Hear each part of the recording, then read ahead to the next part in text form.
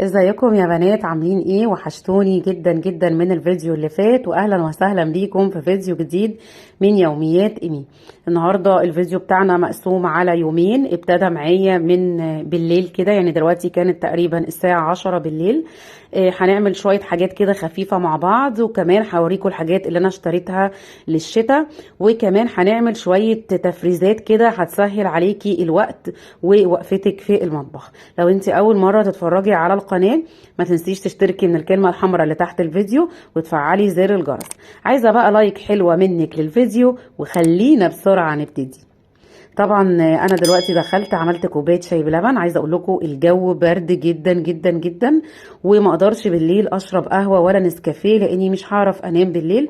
فقلت اعمل لي كده مج محترم من الشاي بلبن واقعد اشربه، وبعدين نشوف هنعمل ايه مع بعض النهارده. انا بحب اعمل اللبن الشاي بلبن اعمله باللبن البودره. كمان الشاي ما يكونش تقيل قوي، لان انا مش من عشاق الشاي خالص، بحس كده بمراره في طعمه. فبحب الكوبايه الشاي بلبن تكون خفيفة. وحطيت جنبها كده قطعة من الهريسة. هطلع كده بسرعة اشرب الشاي بلبن وهرجع لكم بسرعة ونشوف هنعمل مع بعض ايه النهاردة. دلوقتي هنعمل مع بعض كيكة جاهزة. دي كيكة فراولة من 5 minutes. دي كيكة جاهزة بتتحضر كده يعني في 5 دقايق. لو طبعا جالك ضيوف ولا حاجة وكان عندك علبة من علب الكيكات الجاهزة دي، بتحضريها بسرعة، مش بتحتاج اي مكونات كتير ولا حاجة، هي فيها كل حاجة. بس بتبقى عندك 3 بيضات، نص كوباية من السمنة السايحة او الزيت، ونص كوباية من اللبن. بتضربيهم كويس جدا بالمضرب او في الخلاط، وبعدين بتنزلي عليهم بالبودر اللي جاي في العلبة، وبعدين بتدخليها الفرن. زي ما قلت لكم كده، الكيكات الجاهزة دي يعني انا بعرف اعمل كيكة، كل انواع الكيكات بصراحة بعرف اعملها الحمد لله. بس ساعات كده لما بكون موجوده في فتح الله وبلاقي كيكه فراوله او كيكه شوكولاته، يعني بتغريني اجيب واحده ولا حاجه كده للولاد كنوع من انواع التغيير. كمان بتنفع يعني لو انت لسه عروسه متجوزه جديد وما بتعرفيش تعملي الكيكه وعايزه تعملي حاجه حلوه، ممكن تجيبي واحده مثلا من الفراوله، واحده من الشوكولاته، واحده من البرتقال، وتخليهم عندك. جالك ضيوف او حاجه على سهوه، بتحضريها يعني ما بتاخدش 5 دقائق في تحضيرها زي ما احنا شايفين، وبتكون خلصت معاكي. طبعا دي كانت اول مره اجرب فيها النوع ده من الكيكات الجاهزه اللي هو 5 minutes. انا كنت متعوده اجرب الكيك بتاع دريم، بصراحه نتيجته روعه، بيدي نتيجه حلوه قوي، خصوصا الكيك بتاع البرتقال جميل جدا وبيتحضر في 5 دقائق. بس بصراحه يعني بعد الاسعار ما غليت، عايزه اقول لكم ان علبه الكيكه بتاع دريم وصلت ل 50 جنيه. فطبعا غاليه جدا. يعني انا كواحده بعرف اعمل كيكه استحرم ان انا اشتري علبه كيكه جاهزه ب 50 جنيه، وكمان هحط لها بيض وهحط لها لبن وهحط لها زيت. دي سعرها ارخص منها شويه، يعني انا مش فاكره كانت كام، تقريبا كانت ب 30 جنيه. دي احلى حاجه فيها ان هي طبعا كيكه فراوله، مش بعملها طبعا في البيت. اللون بتاعها كمان بيبقى مغري كده للاطفال، وريحتها بتبقى فراوله خطيره يعني. حضرتها زي ما احنا شايفين كده في 5 دقايق، وهبتدي اخرج منها الهواء كله. وسخنت الفرن بتاعي على درجة حرارة 180، ودخلتها الفرن وقفلت عليها. وعقبال الكيك بتاعي ما يطلع من الفرن، دلوقتي كنت بعت جايبة شوية خضار كده للتلاجة. الأول عايزة أوريكم المنظمات دي. المنظمات دي أنا جايباها الواحد ب10. عايزة أقول لكم عملية جدا ولذيذة جدا في التلاجة. بتحافظ على الخضار لأن هي مش مكتومة زي ما احنا شايفين كده، فيها فتحات من كل ناحية. جبت واحد للطماطم وواحد للخيار والتاني للفلفل الأخضر والألوان، والفلفل اللي هو الحامي، يعني احط فيها الفلفل كله والليمون كمان لو عندي. بصوا التلاتة جبتهم لون واحد. وعايزه اقول لكم يعني هم يبان لكم ان هم كبار، لكن في الحقيقه ان هم بيدخلوا التلاجة التلاتة جنب بعض. عمليين جدا وحلوين جدا وبينظموا التلاجة. احسن ما تجيبي كروانات وتبقي حاطه فيها الخضار كله على بعضه. انتوا عارفين الكروانات برضو بتبقى كبيره كده وبتزحم التلاجة، كمان شكلها ما بيبقاش حلو. فهاخد الخضار دلوقتي وادخله التلاجة. الكيكة بتاعتي طلعت من الفرن، ريحتها رهيبة، ريحتها قلبت المطبخ. دلوقتي هقطع حتة واوريها لكم. وطبعا هي علشان لسه سخنة، فيعني ما ينفعش ان انت تقطعي الكيك وهو سخن، بيبقى لسه مش متماسك مع بعضه. بس ده شكلها كده ولونها من جوه، يا رب تكون عجبتكم. دلوقتي هنطلع بره المطبخ خالص، زهقنا بصراحة من وقفة المطبخ، واوريكم الشنط اللي انا جبتها جديدة. بصراحة كنت محتاجة شنط للشتاء. الشنط اللي عندي حاساها كده خلاص ما بقتش نافعة، فقلت انزل اشتري شنطتين جداد. الشنطة الاولانية دي لونها اسود، الشنطة دي مستوردة وجاي معاها الضمان بتاعها. الشنطة دي طالعة ترند قوي على الفيسبوك، بس انا مش بحب اجري ورا الحاجات الترند ولا الحاجات اللي بتبقى طالعة موضة، قد ما بحب الحاجة تكون شيك ومريحة وعملية ومناسبة بالنسبة لي. في حاجات بتبقى طالعة ترند وموضة وكل البنات لابسينها، بس بحسها مش هتبقى مناسبة بالنسبة لي، فمستحيل افكر ان انا اشتريها. دي عجبتني علشان واسعة جدا من جوه، كمان شكلها من بره شيك قوي قوي. حسيتها هتبقى لايقة قوي على ستايل الهدوم بتاعتي. حسيتها ان هي تنفع كاجوال وتنفع كلاسيك، جميلة يعني. عجبتني، انا اول ما شفتها بصراحة خطفت قلبي، قلت هي دي، مع ان انا ما بحبش الشنط السوداء قوي، بس بصراحة عجبتني. جبت معاها الشوز دوت، ده هاف بوت اسود. طبعا اهم حاجه بتميز اللبس بتاع الشتاء هو البوت والهاف بوت. بخلي طبعا الشوزات العاديه بخليها للصيف، لكن الشتاء عشان احس كده ان يعني ان الهدوم بتاعتي مميزه ما بين الصيف وما بين الشتاء. ما بحبش الشوزات اللي انا بلبسها في الصيف هي اللي البسها في الشتاء. الشتاء بحب اجيب له هاف بوت قوي، يعني بحب ابقى مستمتعه جدا وانا لابساه، وبحس ان هو بيدي اناقه وشياكه لللبس مش طبيعيه. اشتريت واحد اسود، ده شموع مريح جدا في اللبس. زي ما بقول لكم اهم حاجه تجيبي الحاجه اللي بتريحك، مش الحاجه اللي طالعه موضه. طبعا وهي ادام موجوده طبعا في السوق فهي طبعا موضه، يعني مش هنروح نجيب حاجات قديمه. جبت كمان الشنطة القمر دي بقى يعني كمان خطفت قلبي اكتر من اللي قبلها. عجبتني علشان فيها الوان كتير قوي، الابيض والرصاصي والبيج والجملي. كمان معاها حزام طويل علشان ينفع ان هي تتلبس اكروس، بس انا تقريبا يعني هكتفي بالايدين الصغيرة دي، هي اللي عجباني اكتر. الحزام اللي هو الاكروس ده مش عاجبني قوي. جميلة وواسعة من جوه، فيها سوستتين كده كبار بيتفتحوا للاخر، واسعة من جوه وجميلة. بصوا فيها كل الالوان، يعني حتى لو اتلبست على كوتشي ابيض في الصيف مش هتقول لا، فيها كل الالوان وهتليق على اي شوز وعلى اي لبس. جبت كمان ليها الهاف بوت دوت، ده لونه جملي وتقريبا هو نفس ستايل البوت التاني، بربايط كده بتتربط من ورا، بس جميل ومريح جدا في اللبس. اكتر حاجه بتليق على كل الهدوم طبعا هو اللون الجملي اكتر من الاسود كمان، لان انت لو عندك هدوم على بنيات في الشتاء فالاسود مش هيليق معاها.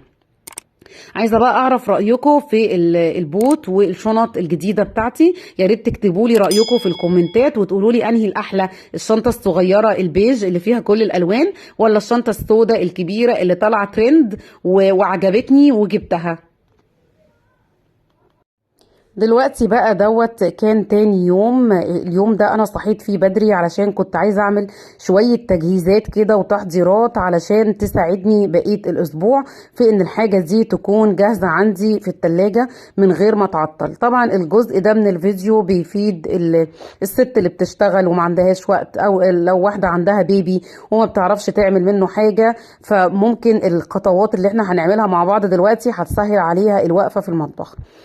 دلوقتي انا كان عندي في المنظم من امبارح شلنا مع بعض الطماطم، فانا جبتها كلها تاني يوم وغسلتها. مش لازم تبقي جايبه كميه كبيره من الطماطم علشان تشيليها في الفريزر، يعني تلاقي حد كده يقولك ايه انا عايزه انزل اجيب سبت طماطم وافرزه. طب ما انت سبت الطماطم ده هيبقى مشكله في ان انت تقفي وتغسليه وتنضفيه، هيبقى مشكله عليكي. طبعا انت لو كيلو او 2 كيلو او 3 كيلو بالكتير غسلتيهم وقطعتيهم ضربتيهم في الخلاط وشلتيهم في الفريزر، هيتعمل معاكي يعني في ربع ساعة هتكوني مخلصة الموضوع. انا دي كمية الطماطم اللي كانت عندي تقريبا كانت 2 كيلو. عملتها ولما بتخلص بجيب تاني وبشيلها برضو في الفريزر. الطماطم من الحاجات اللي بتسهل جدا علينا الوقفه في المطبخ، خصوصا زي ما قلت لكم لو واحده بتشتغل بيبقى سهل جدا ان انت تسحبي كيس الطماطم من الفريزر وبتحطيه على الخضار على طول. بتوفري طبعا الخطوه بتاعه الغسيل والتقطيع وان انت تضربيه في الخلاط، يعني 3 خطوات مش بتعمليهم، فبيوفروا عليكي ساعتها الوقت. طبعا في ناس بعد ما بتعملها كده بتسبكها على البوتاجاز او بتسبكها الاول زي ما هي مصححه وبعدين بتضربها بالهاند بلندر. كل دي يعني كل الطرق دي انا جربتها كلها جميله. بس زي ما قلت لكم انا اليوم ده اصلا ما كانش عندي وقت، يعني انا بالنسبه لي ان هي تبقى معصوره وهي الطماطم اصلا كانت حمراء، فهي اساسا كانت متسبكه لوحدها. وكمان علشان انا لما عصرتها في الكبه ما حطيتلهاش ولا نقطه ميه، زي ما احنا شايفين كده الطماطم تقيله جدا، ما حطيتلهاش اي ميه. انا لما اجي بقى احطها يعني على الخضار وكده بتاعي انا هبتدي اظبطها. مهم يكون عندك اكياس التلاجة تكون نظيفة، لان دي بتبقى متعقمة ونظيفة. ما ينفعش تحطي في اي كيس، لازم تبقى اكياس نظيفة. بتحطي كده الكوباية، لان الكوباية هي اللي هتبقى المعيار بتاعي، وهبتدي ان انا املاها كده بالمغرفة، وهطلع من الكيس الهواء وهربطه كويس جدا وهشيله في الفريزر. وطبعا زي ما تطلع معايا بقى، تطلع 4 اكياس 5 اكياس، اهو هتكفيني 5 وجبات مثلا في الاسبوع. يبقى انا كده ريحت دماغي من قصة عصير الطماطم. طبعا انا بعد ما عايرت في المج ده اكتشفت ان المج ضيق وان الكيس بيطلع منه بصعوبة، فانا بصراحة غيرت المج وحطيت مج واسع. عايزه تعملي مثلا اكياس كبيره واكياس صغيره، بحيث ان انت مثلا الكيس اللي بتحتاجيه للخضار مش بيكون قد كيس الطماطم اللي بتحتاجيه للمكرونه. ممكن برضو يعني انت برضو ايه اضرب الاستخدام بتاعك. انا بالنسبه لي بحط كده في الكوبايه الكيس وبملاها بالصلصه وبشيلهم كلهم في الفريزر. طبعا في ناس تقولك ايه يعني هي جت على الطماطمتين اللي بنعصرها او جت على البصل اللي بنبشره. لا، انا عايزه اقولك ان اللي بتشتغل دي حاجه زي كده بالنسبه لها، وانا بتكلم من منطلق ان انا مجربه. انا الحاجه تبقى جاهزه عندي كده، يعني منتهى السعاده منتهى الانجاز في الوقت. الوقت بيفرق جدا مع الست اللي بتشتغل بجد. الست اللي بتشتغل بتبقى عايزه الطماطم معصوره، التوم متقشر، البصل متفرز، عايزه كل حاجه جاهزه تحت ايديها. وده كده اول تحضير معانا، اللي هي الطماطم شلناها كده في 5 اكياس، وهبتدي ان انا ادخلها الفريزر. وهوريكم دلوقتي تاني تحضير ينجز معاكي في الوقت لو انتي بتشتغلي. تفريز البصل وتجهيزه من الحاجات المهمة جدا جدا جدا. طبعا دلوقتي البصل سعره زايد قوي، يعني وصل الكيلو ل40 جنيه. ومش هينفع نجيب كميات كبيرة منه علشان نفرزها. انا كل اللي انا عملته ان انا مسكت البولة الاستانلس دي، واخدت كل البصل اللي موجود عندي في التربو، قشرته وغسلته كويس جدا، وهبتدي اخد البصلاية اقطعها على 4 واضربها في الكبة، وهبتدي احطها في اكياس التلاجة. بس كده، ما عملتش اي حاجه. عايزه اقول لكم خطوه البصل دي يعني بتحسسني بالسعاده بجد. يعني دلوقتي هنعمل مع بعض لحمه معصجه، يعني انا يا دوبك بس سحبت كيس من البصل اللي انا مجهزاه وحطيتها على اللحمه والبهارات، وكده كانت اللحمه عندي خلصت، لان البصل عندي كان جاهز. انا عارفه انه تجهيز بصلايه واحده للغدا ما يعني ما بتاخدش وقت، بس زي ما قلت لكم لو واحده بتشتغل هتفرق طبعا معاكي الخطوه دي. كمان احنا داخلين على رمضان، فالحاجات دي هتنفعنا قوي. انا لما يبقى عندي الطماطم كده متسبكه والبصل كمان عندي مفروم جاهز في التلاجة. في اكلات زي المحشي وزي العصاج بيحتاج بصل كتير قوي قوي. انا واحده من الناس في اكلات كده لما اعرف ان هي هتاخد بصل كتير بستبعدها، يعني اقول لا مش هعملها، ده انا لسه هفرم البصل الكتير ده كله. خطوه البصل المفروم زي ما احنا شايفين كده سهله، ما بتاخدش وقت ومش بيجرى لها اي حاجه. اهم حاجه ان انتي تبططي الكيس كويس جدا علشان لما يتجمد في الفريزر على نفس الوضع ده وتيجي تسحبي منه يتكسر معاكي لمكعبات. يعني تكسري كده من الجنب هتلاقيه بيطلع مكعب معاكي او مستطيل، بيطلع معاكي بمنتهى السهوله وعلى قد ما انت عايزه. لو انت مثلا زي ما بقول لكم عامله لحمه مفرومه، اسحبي حطي الكيس كله، لان اللحمه المفرومه طبعا بتحتاج بصل كتير. زي ما قلت لكم البصل غالي، وخطوه زي دي هتريحك جدا. اعملي البصل اللي موجود عندك حتى في البيت علشان ما يخسرش. كان زمان كنا نسيب البصل في الدرج ونلاقي كده ايه يعني 5 6 بايظين. دلوقتي مش هينفع الكلام ده لان الحاجه طبعا غليت. فحاولي لو انت عندك بصل في التربو بتاع المطبخ او في السبت بتاع الخزين، طلعيه كله اغسليه وقشريه، وحاولي ان انت تستفيدي منه وتشيليه في الفريزر، هيوفر معاكي وينجز جدا معاكي في الوقت. طبعا انا خلاص خلصت دلوقتي. عايزه اقول لكم ان هي عملت لي 7 اكياس من البصل المفروم. البوله الاستانلس اللي انتوا شفتوها معايا دي عملت لي 7 اكياس. بصوا انا عاملاهم ازاي دلوقتي. اخدهم احطهم في الفريزر. ما تقلقيش، الفريزر ما بيكونش فيه اي ريحه من البصل، لان هو مجرد ما بيتجمد خلاص يعني ما بيبقاش فيه اي ريحه في الفريزر، ما بتجيش على اي حاجه. يعني انا بقول لكم الكلام دوت عن تجربه انا مجرباه. بتمنى ان فكرة تفريز البصل تكون عجبتكم. هوريكم كمان دلوقتي حاجة كمان بتنفع في الوقت وبتسهل علينا المجهود في المطبخ، وهي تقشير التوم. انا من الناس اللي بكره تقشير التوم، يعني ممكن اقف في المطبخ 5 ساعات ولا اني انا اقف 5 دقايق اقشر كده في راس توم. فجبت كده شويه من التوم، حبه حلوين، وقشرتهم كويس، وبعدين حطيتهم في برطمان ناشف ونظيف ومتعقم. هغطي المنديل بورقه من هغطي البرطمان بورقه من المناديل علشان تمتص اي رطوبه من اللي تطلع من التوم، علشان يقعد معايا اطول مده ممكنه. ده بتحطيه في باب التلاجة عادي جدا، مش بيحصل له حاجه. لو عايزه تحطيه في الفريزر برضو مفيش مشكله، ده بيكون استخدام، يعني البرطمان ده ممكن يقعد معايا اسبوعين ما بيجرالهوش اي حاجه. كمان من الحاجات اللي بتوفر عليا في الوقت والمجهود هو تعصيج اللحمة المفرومة. هحط معلقتين كبار من السمنة، وبعدين هنزل عليهم بنص كيلو من اللحمة المفرومة، وهحط عليهم 4 بصلات كبار. طبعا هنا ممكن بقى تستخدمي البصل اللي احنا لسه مفرزينه، هتنزليه كده على اللحمة بمنتهى السهولة. بس طبعا اول تركه في تعصيج اللحمه هو ان انت تقلبي اللحمه كويس جدا لغايه لونها ما يتغير. وطبعا علشان تضيعي ريحه الزفاره بتاعه اللحمه هتحطي معلقه صغيره من الفلفل الاسود وتقلبيها لغايه لونها ما يتغير. اول لونها ما يتغير بتنزلي عليها بكميه كده محترمه من البصل، لان البصل هو اللي بيطعم اللحمه المفرومه بتاعه العصاج. وبحط البهارات في الاخر بعد ما احط البصل. طبعا اللحمه المفرومه المعصجه لما بتكون محطوطه في الفريزر بتسهل عليا في حاجات كتير جدا. لو انا عايزه اعمل مكرونه بشاميل، يا دوبك بسلق المكرونه وبعمل صوص البشاميل وبكده المكرونه بتكون جاهزه. او مثلا عايزه اعمل مكرونه بصوص اللحمه المفرومه، كل الحاجات دي بتجهز يعني بتسهل عليا الوقت. تعصيج اللحمه المفرومه كمان بنحتاجه جدا في رمضان، في الرقاق والجلاش والحاجات الحلوه الجميله دي بتاعه رمضان. مجهزه كمان البهارات بتاعتي، عباره عن ملح وفلفل اسود حطيناه في الاول، قرفه وجنزبيل، رشه من النعناع الناشف، وزعتر وروزماري. وهبتدي كده انزلهم على اللحمه المفرومه واقلبها تقليبه كويسه، واوطي عليها خالص لغايه ما احس ان هي ابتدت تدخل في السوى.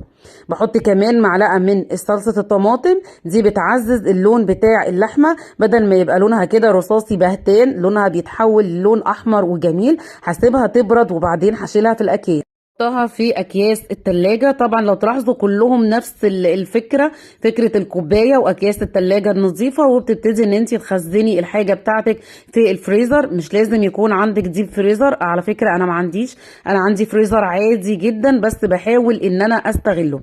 طبعا اللحمه المفرومه لازم تحطيها بعد ما تكون بردت تماما، علشان طبعا هي سخنه وهتتفاعل مع الاكياس البلاستيك. هتستني لما تبرد وتبتدي تقسميها في اكياس. انا قسمتها على كيسين زي ما احنا شايفين كده، بتبططيها وتطلعي منها الهواء وتشيليها في التلاجة، ما بيجرالهاش اي حاجه. نقدر نعتبر ان التحضيرات دي يعني زي ما هتنفع الست اللي بتشتغل، كمان هتنفع معانا في رمضان جدا. ممكن بعد الفطار كده كل مره تعملي حاجه، مره تعملي اللحمه المفرومه وتشيليها لو انت بقى عندك يعني من النوع اللي بتحبي تعملي عزايم كتير في رمضان. طبعا في رمضان اغلب الاكلات بتبقى معتمده على اللحمه المفرومه. مره تعملي الطماطم، مره تعملي الثوم، او الاسبوع الاخير اللي قبل رمضان برضو هنجهز الحاجات دي كلها تاني مع بعض. انا بس قلت وانا بجهز الحاجات دي قلت اوريكم علشان لو حد يعني استفاد منها بحاجة. حبيت ان انا اشارك الخطوات دي برغم ان هي خطوات تشوفيها ان هي بسيطة، لكن لما تكوني بقى في وسط الاسبوع وفي وسط مشاغلك والولاد كمان بيمتحنوا والواحد طبعا عاوز يركز معاهم شوية اكتر من وقفة المطبخ، فهنلاقي ان الحاجات دي بتسهل علينا في الوقت جامد. بتمنى ان الفيديو بتاعي النهاردة يكون عجبكم ويكون خفيف على قلوبكم. ما تنسيش لو انت اول مرة تتفرجي على القناة تدعميني بالاشتراك في القناة وتحطي لي لايك تحت الفيديو. مع السلامة.